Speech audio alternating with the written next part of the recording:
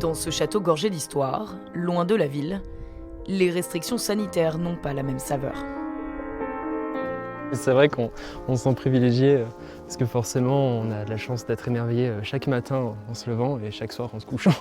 Parce que c'est toujours magnifique, à chaque saison, à chaque moment, c'est un lieu où on ne se lasse pas, vraiment on ne peut pas s'en lasser.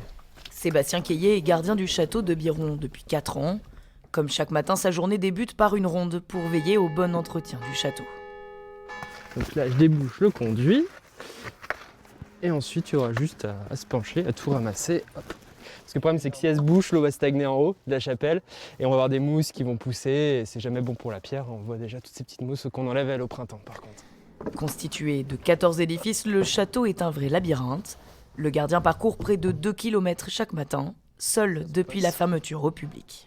Les parquets, plus personne ne marche dessus, quasiment presque plus personne. Donc forcément, ils vont recraquer. C'est quand on se promène dans le château, les sols recraquent comme s'il n'y avait jamais de visiteurs. Donc c'est vrai que c'est une atmosphère un petit peu particulière et tout à fait magique quand on s'y promène. Plus de 50 000 visiteurs passent ici chaque année. Sébastien attend leur retour avec impatience. Aujourd'hui, le fait que Biron se ferme, Biron finalement perd une petite partie de son âme aussi et de ce qu'il est aujourd'hui.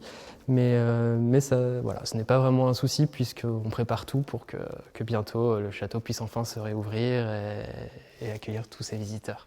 Le gardien a aujourd'hui plus de temps pour restaurer de nouvelles pièces du château.